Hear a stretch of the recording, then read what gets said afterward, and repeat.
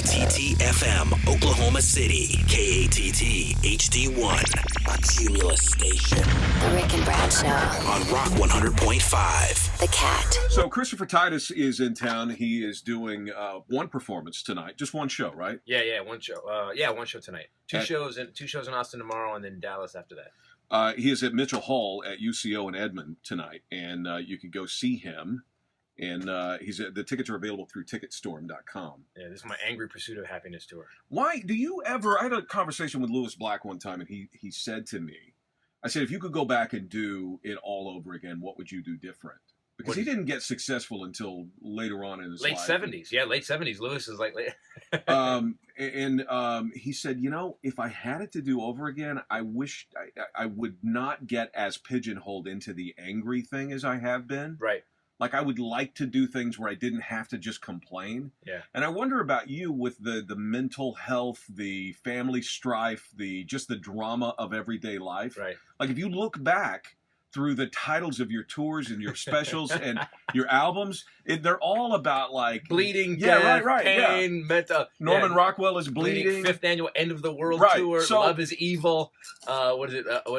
Neverlution. Which Neverlution was about us taking the country back. Voice in My Head. Mental illness. And then this one is called Angry Pursuit of Happiness. The next one is called Born with a Defect. So yeah, I guess I pretty much... Do you ever look back and go, God, I wish I hadn't done that? That immediately gives people an expectation of what I should be for them. What would I have named him? Rainbows and Puppy Dogs? Well, no, I know, Tinkerbell is back. I mean, what do I... so at the end of the day, you can only be who you are. I learned this years ago when I did... because I used to be a crappy comic. Like the first 12 years of my career, I was like, hey, you guys ever go to the store and you buy stuff? And I had a bit, my shower's got two settings, Arctic and lava. It was just lame, kind of. Right. And I was headlining. But I wasn't making a lot of money. I was headlining, road comic. I was just a hardcore road comic. And one day I started going a tumor on my soul. Like if you had to play music you didn't like all the time, you'd be like, I can't do this job anymore. I can't do this job anymore. So is that really how you felt about stand-up? I was going to quit. Yeah, I was going to open a body shop. I'm a big car guy. I was this guy. I said, I don't want to do this anymore. It's not going where I want it to go. And a friend of mine took me aside and said, dude, I don't know that guy. He goes, that dude you're on stage going, hey, Arctic and Love. I don't know who that guy is. So we got in an argument one night, and he was my agent at the time. And he said, if you don't want to take my advice and be who you are on stage, then I don't want you in my agency. And I was paying this dude money. And here's when I take people serious. If I'm paying you money and you say, I don't want your money anymore unless you fix something, I look at it. So I wrote this bit called We Need Comedy to Get Rid of Our Desire to Kill. And it's actually, when I wrote it, I wasn't good enough to pull it off. It's actually in the new show, on the new DVD, which is out at ChristopherTitus.com. Thanks for letting me hoard that. So anyway. Whatever, man. You get whatever you need. So I wrote this bit called We Need Comedy to Get Rid of Our Desire to Kill, where at the end of it, I'm stabbing my boss in the chest and I'm screaming, I just need a good laugh. And I do it one night at the Igby's Comedy Club, and I was so scared. I took one of my buddies from acting class because I thought, look, dude, this audience is going to lynch me. I need you to get me out of here the second it happens, because no one was doing anything angry like that at the time. And I did the bit. It's 3 minutes long. The audience goes nuts. And I was like, oh, my God. And then I didn't have anything else. I had to do 7 more minutes, and all I had was, hey, you ever go to the store and you buy Arctic? Yeah, I go right. And the audience stopped dead. And I learned that if you once you tell the audience the truth, man, you're done. You have to keep telling them the truth. You can't switch it up in the middle. So, although not all my comedy is angry. There's some bits that are angry. This show's got a bit called "Arm the Children" in it. That we did a video for. My ex took me to court over it already. Actually, we did a video. My kid was in it. My son was in it with a bunch of other kids. my ex took me to court on Tuesday. Dude, I know. I divorced her ass 8 years ago, and she took me to court. Well, I mean, was it a real gun that the kid was? Of course, yes. I was giving a bunch of children real guns to shoot a funny comedy video. Yes, and then we killed a guy. Yeah, we killed a guy. Right. So, well, it's not going to look real otherwise. No, they were plastic. They were little plastic guns. Right. They were little tiny plastic guns, and there's Jesus playing bass in one of the. But you know what's interesting about that is, and this may or may not be true. Yeah. Did you leave the TV show because they wanted you to break up with your significant other on the TV show, and you wouldn't do it because you were with that wife at the time? No. Well, what happened was we had 4 network presidents at Fox, and in the 3 years we were on the air. You're right. So that's not a real steady hand on the tiller at Fox. Like there was, so.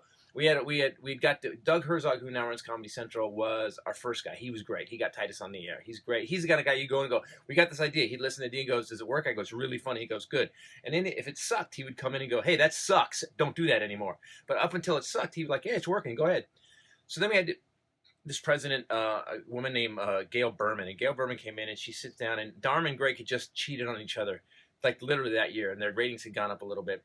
So at a meeting in front of 30 people, she goes, we want you and your ex to cheat on each other. And I go, your girlfriend to cheat on each other. I go, and I said to her, do you even watch the show? Let me explain to you how this works. I go, the entire show is based on one premise. Two dysfunctional, screwed up people can be together, and it's fine. If I break them up and have them cheat on each other, it's a lie, and the audience is going to hate the show. It's not funny anymore, and the show's over. So guess what? We're not doing it. Mm-hmm. And it was weird because I did it in front of like 30 people. I should have done it. I should have waited and gone 1-to-1 and said, this is why. Instead, I made her look like an idiot. And I guess we're not doing it. So she just goes, she's sitting across the table, big conference room at Fox, like this big monolithic room. And she goes, fine, do what you want. And that was all she said. Wow. And the next week, all promo stopped. So if they had said, okay, fine, go ahead and do the show, I would have kept doing it. She just didn't like that I told her off in front of people. So literally the next week everything started. Then they moved us to like a later time slot, and then they stopped advertising. It would be like Bernie Mac. It would be like that 70s show, and then at the bottom of the screen in little words it said Titus 9:30. There was not even anybody talking about it. So the ratings didn't drop though. They moved us, and the ratings dropped a little bit, and they came back up again. Then they moved us again. It was like Sunday morning at 1 a.m. and it was just horrible. Did you have a ton of control on that show? Were you far enough along in your career that like you were able to come in and sort of say, this is what I want the show to be, and get to do what you wanted to do? I created the show. I had the whole idea with the black and white and everything, and I sat down with these two writers, and I said, this is what we're doing. And they said, well, we can't do that. I go, well, then I don't want to do it anymore. Because I'd already had 2 deals where they were like, they had 2 deals to do shows where I had no control. So when I went into this one, and the money was really low. To get the control, I had to give up a lot of money at the beginning. And but we turned in this killer show. The first episode's called Dad is Dead, where the entire episode, my father is in this room. We think he's committed suicide or had a heart attack. And we just talk about him being dead, and we flash back to his life. And at the last 5 seconds, Stacy Keach walks out in the kitchen while we're talking. He's dead. We know he's dead. We've convinced ourselves, and he comes out, and he's pissed because we woke him up.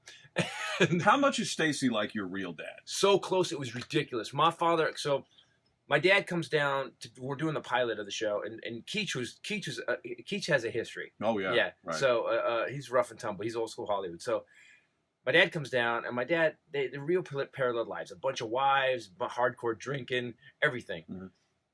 My dad comes down and watches the pilot. Stacy and my dad were getting ready to film the pilot, and I'm like, my dad disappears. He's gone. I'm like, what the hell happened to my dad?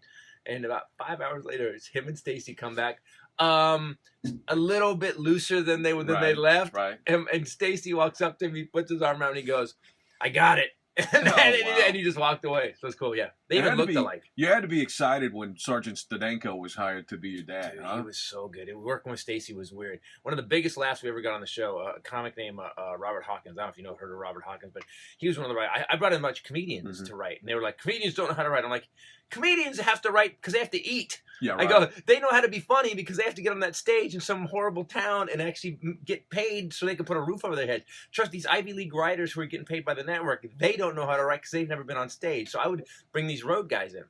So we're doing this scene where I painted my dad's car because I own the hot rod shop on the show. I painted the car, and my dad had got arrested for drunk driving. And he's blaming me because the car was custom painted, and I go, boy, maybe you got arrested for drunk driving because you were driving drunk. And he goes, no, driving this car, I'm like a black guy driving a powdered donut. And it was weird because when you think about it, you go, is that racist? And you think, wait, no, cops always stop black people. It's about cops. And then he goes, powdered donut, cops eat powdered donuts. And the audience laughed really hard because Stacy was so good. And then they kind of stopped and like, oh my God, is that racist? Then they got it that it wasn't, and they laughed harder again. Then it stopped again. Then they got the next level, and I'm standing there. We used it in the blooper reel. I'm standing there, and I'm just letting this laugh roll. And at one point, I look at my watch, and the laugh has gone on for 1 minute and 40 seconds. Oh, wow. And I walked off the set. I just went, I'm done, and I walked off. So how does it happen that you look at, and you said you had a couple of shows, you had a couple of deals where you were going to do shows that you had no creative control. Right. You look at the difference between Lucky Louie and Louie. Yeah. How does that happen? How does it? He had control on both though.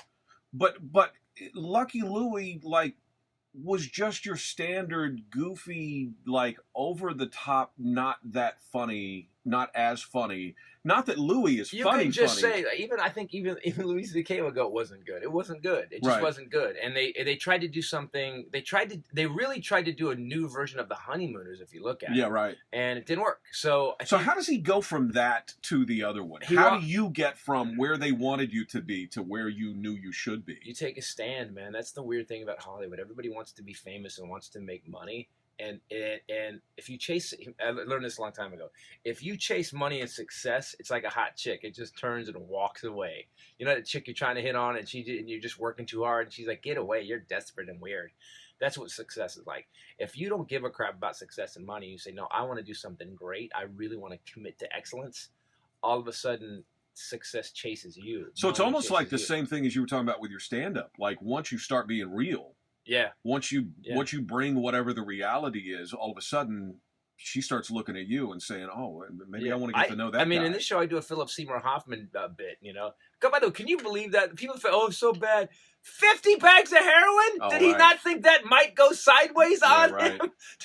Really, 50 bags of heroin? I mean, yeah, because your judgment is always so good after that first bag of heroin. Yeah, well, I am full of heroin right now, man. I am just loaded to the brim. I'm going to put these 49 bags of heroin away for later. Well, you got to have them. You never know. Yeah, because you're on hand. The you gotta revolution have might come, and you need to have your stockpile. I just had me a heroin Thanksgiving. Hey, talk to me about the Cosby thing. Was he going to Costco? That's all I'm saying. I don't know. I don't know where he was getting.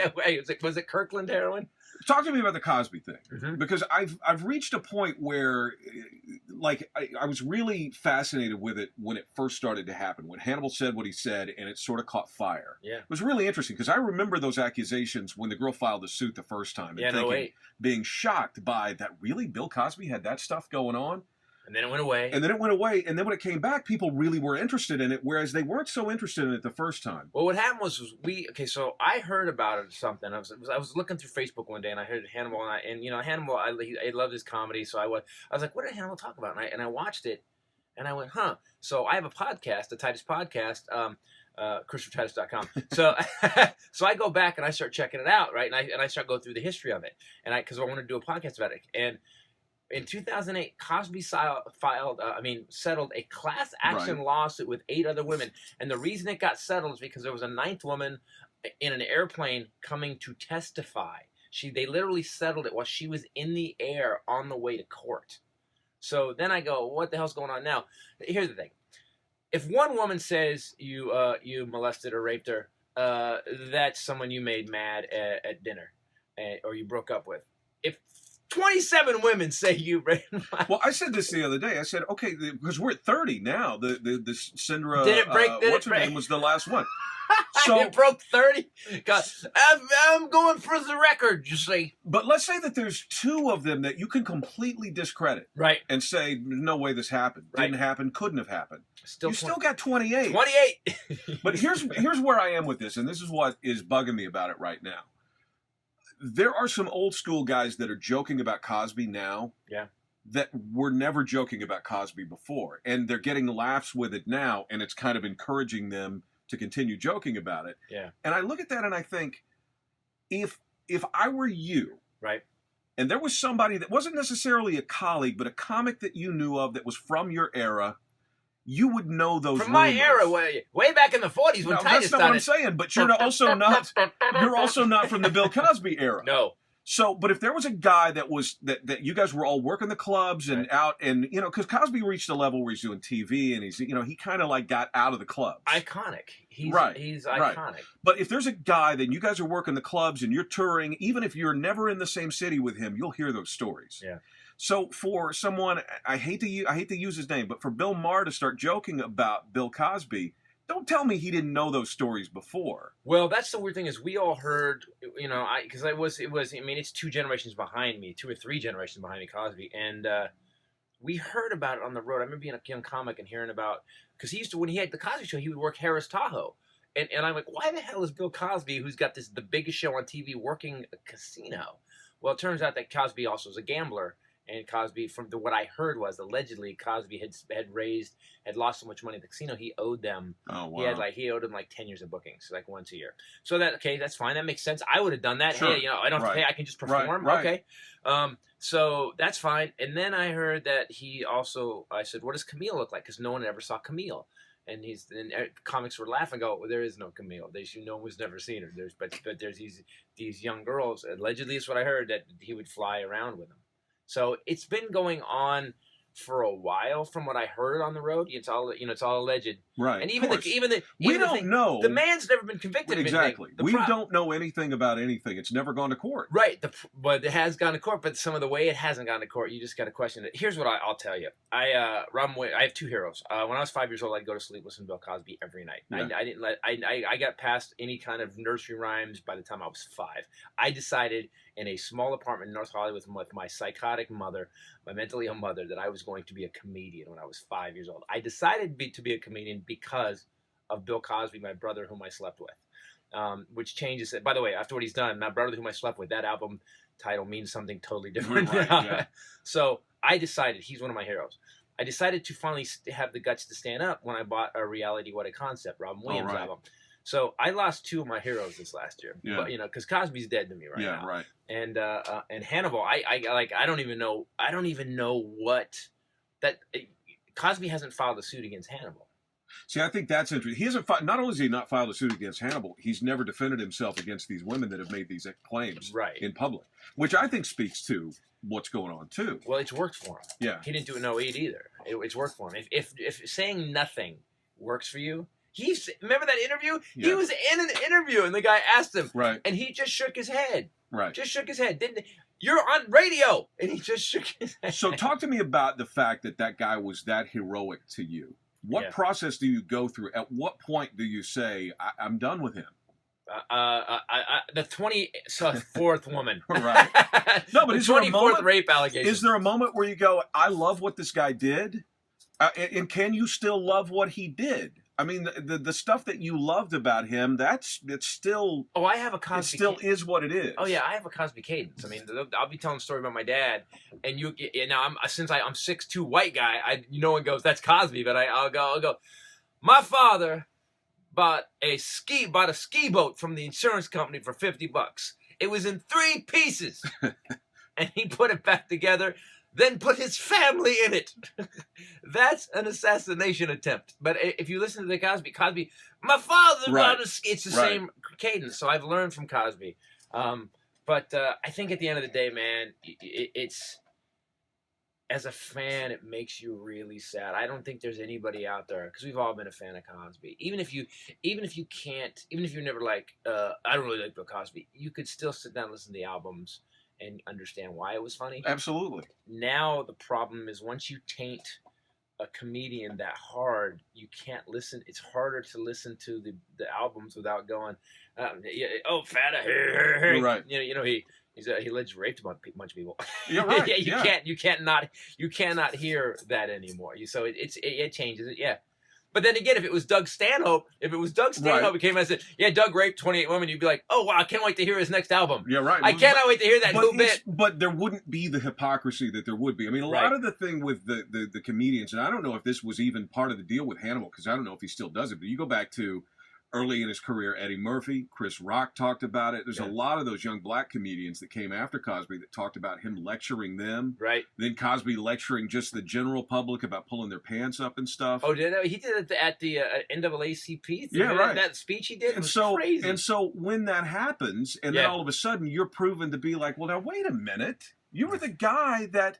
It stings that much more, and people take that much more gratification out of seeing that guy fall down. Right. It's like Jesus saying, hey, live the way I want you to live, and then finding Jesus with a needle hanging out of his arm, and you know what I mean? It's like, because he acted like it. He acted pious, and he acted like, I am on top of it all. Do not swear, do not be dirty, do not be edgy, and the whole while he's giving people, putting pops with roofies in them, right? And that, I think that's where the disconnect is, and that's, people are angry about that. I have a sick feeling in my stomach about it. Like we're talking about it now, I get a sick feeling Meanwhile, Yeah. the guy, I think he has never gotten his fair share for what he brought to comedy. I mean, Christopher think Titus. about it. You're talking about I'm Christopher talking Titus. about Christopher Titus, ChristopherTitus.com. Mitchell Hall tonight. Yeah, right. No, but if you think about it, Cosby was the first guy to really sort of be real. Yeah. Like, Lenny Bruce, everybody talks about Lenny Bruce, and he did what he did, and he certainly broke ground. Yeah. But you didn't see Lenny Bruce up there really talking about, like, this is what it was like when I was coming up, and this is what my family was like. Cosby was one of the first guys not to be take my wife, please, and the joke and the punchline. He was up there telling stories. Well, and everybody now, comedy is completely in that world. Well, now. let's just be this. I hate it. I'm going to claim when Norman Rockwell was Bleeding came out, and I wrote about my mom's mental illness and when she killed herself and everything like that. That's where it came from. It came from Cosby. Now Cosby didn't have those stories because I was such a and all the stories about my dad and everything came from that world. Now my world was different, but imagine taking Cosby's storytelling ability and adding it to the most dysfunctional, screwed up family. Right. And that's where my comedy came from. Yeah. That's exactly where my comedy came from. And then throwing in impressions and stuff with like that ride that I learned from Robin.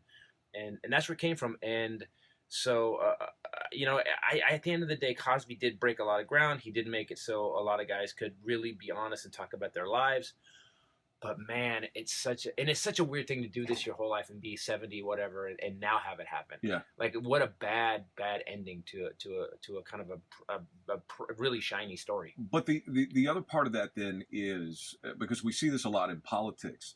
Can you discredit a person's entire existence because they were not a whole good person? Now what Cosby did was heinous. Right. It was awful. Right. But can you still look at that and go, God, can you believe what a horrible person that was? Meanwhile, he was this great comic that broke all the, you know what I mean? Like, Can you put those two things together and condemn him? That's time. Condemn him for the bad things that he did, but still give credit for what he did that was to the positive. That's time. Yeah. That's time. Well, we're certainly not there now because it's still so new. No, that's time. What'll happen is that it'll go through it. Cosby will.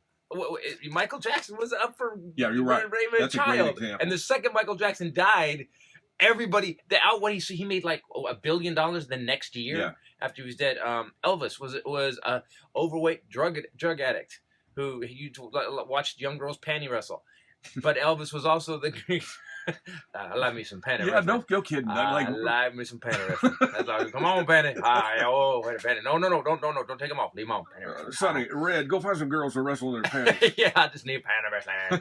So, and Elvis now is held up as, he is the icon of rock and roll. So time will always heal it. It always does. Yeah.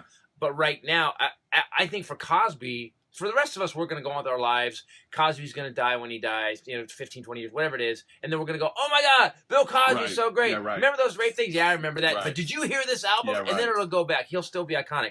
But I think for him, the last part of his life is going to be a dark place. Sure it is. Yeah. But he brought that on himself, too. So. And the difference is, like in my life, I talk about, like, if this had happened to me, I would have a one-man show about it. Right. It'd be like, come on, it's the rape allegation show that Titus is doing. I would be doing a whole show about it. Love is Evil is about my divorce. I talk about, that show. I talk about all the stuff that was my problem, my divorce. The new show, I go through some stuff. The brand new one I'm doing, Born with a Defect. By the way, if you come to the show tonight, I'm doing 35 minutes of brand new material. I'll have paper on stage. I'm still learning it.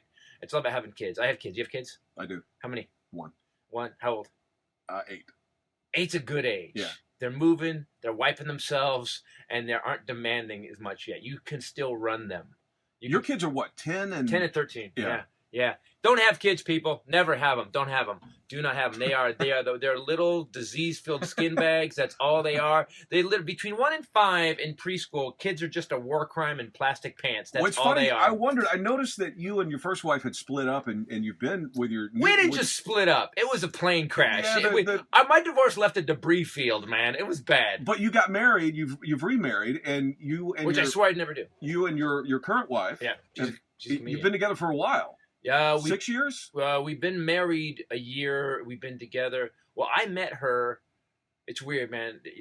I was with this psycho for 15 years. This girl, and I actually tracked it back to our first date. My ex-wife, our first date, we had a fight. Our first date. Oh, wow. I made her spaghetti dinner. We got in a hot tub at my dad's house. We were just hanging out, just chilling in a hot tub. And I just playfully splashed her. And she went, "You son of a bitch!" Started screaming at me. So that was our first date. And And as you get older, how many have you been in one marriage? Yeah. Oh, good for you. One marriage. How's that? Yeah. Huh? Hey, man. Don't get divorced, man. Actually, Rachel's uncle said he got divorced in New York, and for 13 years, his ex-wife took him back to court every year. Then she went gay, she went lesbian, and then she kept taking him to court every year. So we're sitting we're in LA having lunch, and he goes, man, if I'd have killed her, I'd be out by now. Wow.